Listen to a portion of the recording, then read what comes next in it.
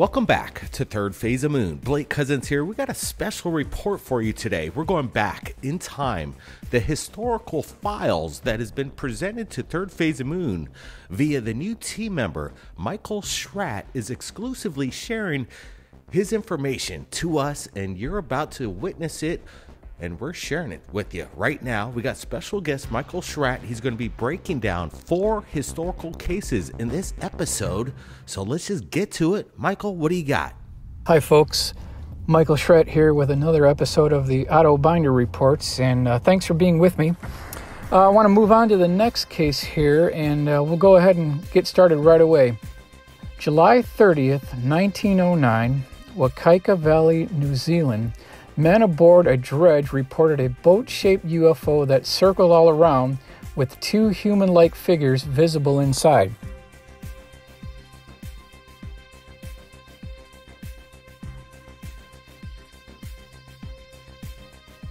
So I want to ask the question, do we have any additional references to support the existence of a delta or arrowhead-shaped UFO? So I went ahead and dug into the archives here, pulled up Flying Saucer Review, Spring 1955, Volume 1, Number 1. There's an article here titled Mystery Over Labrador, and this is by Leonard Cramp. And this involves an event that took place on June 29th, 1954, above Labrador. An interesting craft that was seen by the flight crew of a BOAC Stratocruiser. Captain James Howard was pilot in command, and he described this arrow-shaped vehicle similar to the one in 1909. I've got his quote here. It looked about the size of an ocean liner. It stayed with their aircraft for about 18 minutes. Pilot, co-pilot, passengers saw it as well. And what's interesting is that there were 6 smaller craft associated with the larger craft, 3 up in front and 3 in back. So this is June 29th, 1954. And we'll go ahead and move on to the color illustration here so you can see what this 1909 craft looked like.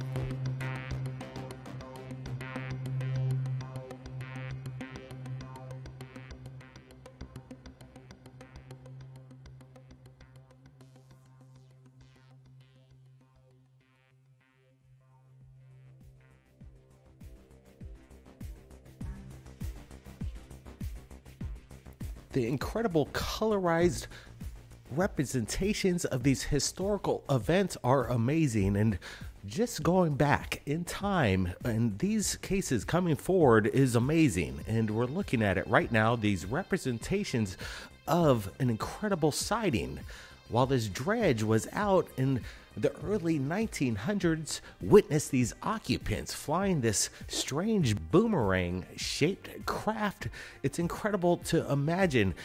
Maybe I could imagine these kind of sightings in these times with Elon Musk and all these other facets of aerodynamics, other countries working with incredible military craft.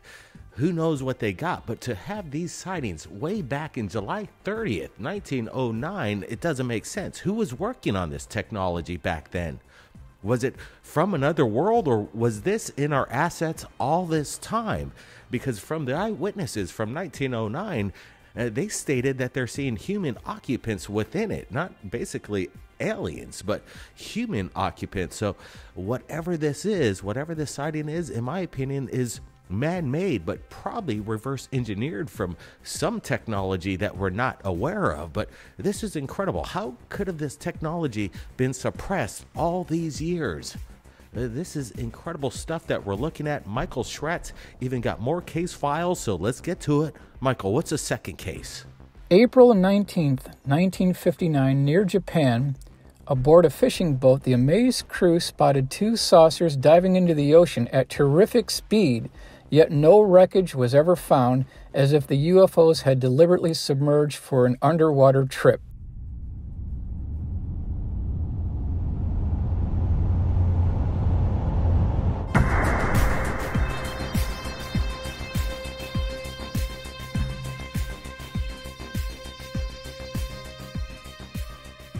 And we'll move on to the color illustration to give you an idea what that looked like.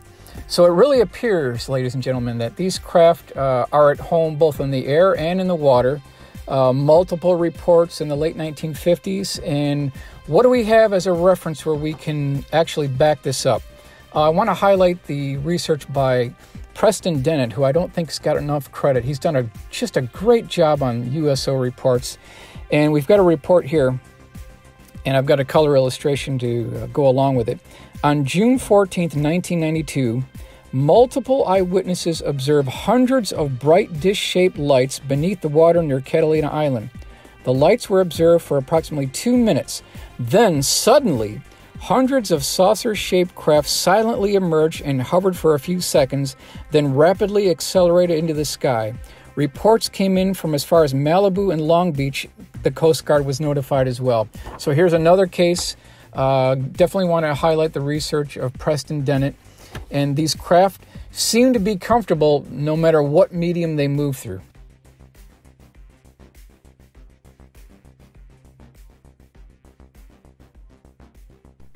These reports are from around the world, and that's what we like right here at Third Phase of Moon. Coming in from Japan, this historic case of multiple flying saucers seen by multiple people, the crew aboard the ship. They said these objects submerged into the water. They thought they would have exploded or broke up, but there's no wreckage to be found. It's really incredible. It reminds me of the TIC-TAC, this super cavitation technology that has been spoken about that gives the TIC-TAC the ability to move underwater at incredible speeds, clocked up to over 500 miles an hour. Could this technology been around in 1959? It seems to me these objects do appear to have a TIC-TAC shape to it. Maybe not quite what we see nowadays by our Navy pilots, but definitely modified. This is interesting to see the similarities between what we see now and what's going on back in the day. So these case files are incredible to behold. Michael Schratt, what's the third case file? This is January 20th, 1951. Near Sioux City, Iowa, a huge cigar-shaped UFO zoomed straight at an airliner, then incredibly made a sharp hairpin turn and sped back the way it had come, all in short seconds. So there were really multiple reports of these cigar-shaped craft.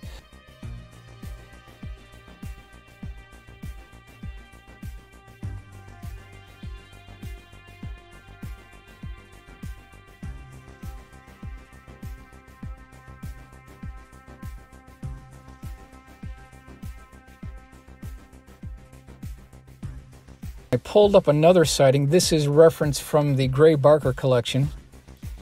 This is December 7th, 1954, over Sao Paulo, Argentina.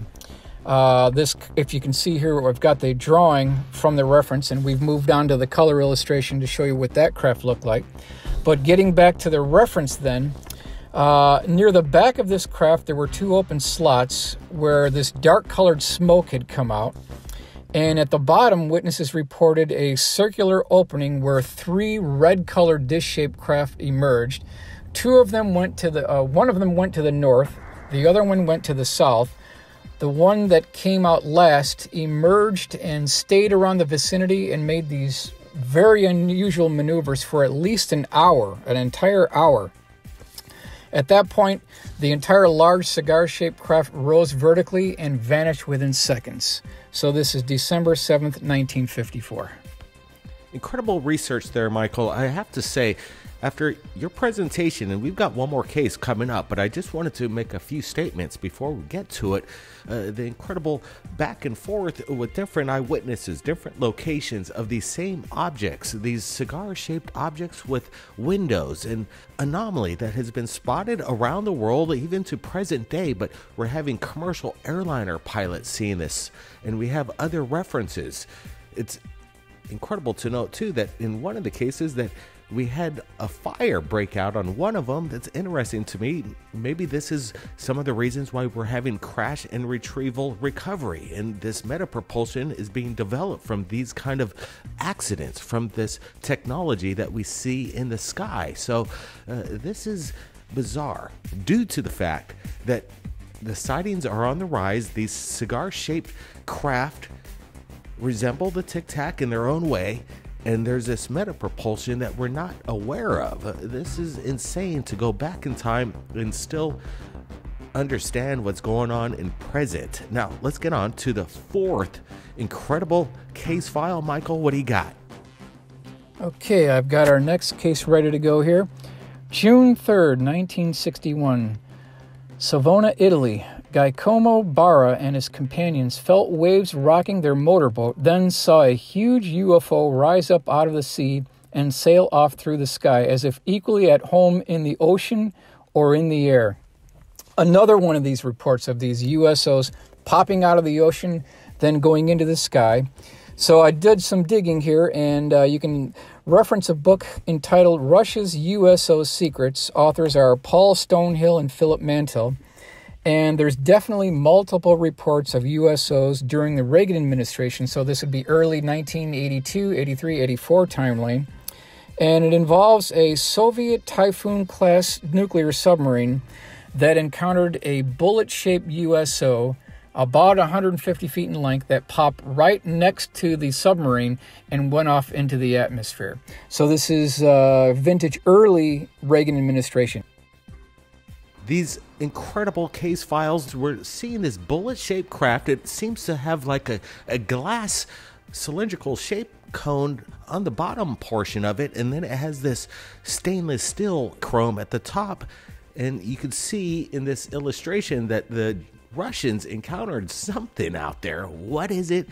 We see that it has some kind of thrust underneath it, according to the eyewitnesses, this chrome design. And then we see, along with the other encounters via the fishermen out there, seeing this cylindrical shaped object that resembles some kind of witch hat. It's really cool that these accounts happen over and over again throughout pretty much the history of America. And we're seeing it across the world, even in biblical pictures and text. They describe these things that seem otherworldly. The question is it possibly technology that has been long lost, civilizations that had the mind and means to pull this off, and for some reason we haven't been told that there was a civilization that could accomplish these tasks. But now maybe, like Bob Lazar says, that the sports model was recovered from an archaeological dig. So if you could imagine that these things have been around for centuries, maybe thousands of years, maybe millions of years, and people have been witnessing them all this time, and we're finally able to go over these incredible case files via Michael Schratt and his insight to actually grab those files and document it. And he's going to be bringing much, much more to Third Phase Moon. This is just the tip of the iceberg. What Michael Schratt has to offer is incredible, and I'm learning, and I hope you're learning as well as we go over these incredible case files, that there is a history, and we should be kind of educated in the history of ufology and the sightings. Don't worry, we're going to be bringing you new UFO videos as soon as they come in, but we think these case files need to be shared. It's very interesting indeed, and if you're enjoying it right here on the live premiere, please give us a big thumbs up. Let us know if you appreciate these representations, and obviously the case files, the newspaper clippings, the legitimacy from the eyewitnesses. These people back in the day, they just wanted to share their experience, and I believe even today nothing has changed. People out there want to share their experiences, want other people to realize that there's something strange out there, and we need to find out what it is. If you've captured anything amazing out there, we want to see your videos. Upload that UFO video, anything that is unordinary. We'll take a look at it. My email is in the description. Copy paste that YouTube link to my email. We'll take a look at it. Plus, we also have Facebook and Twitter. You can check us out there. The evidence continues to come in, and we appreciate Michael Schratt tonight for sharing his incredible insight and case files from the Auto Binder files. It's been amazing. Blake Cousins, everybody be safe out there. We'll see you real soon.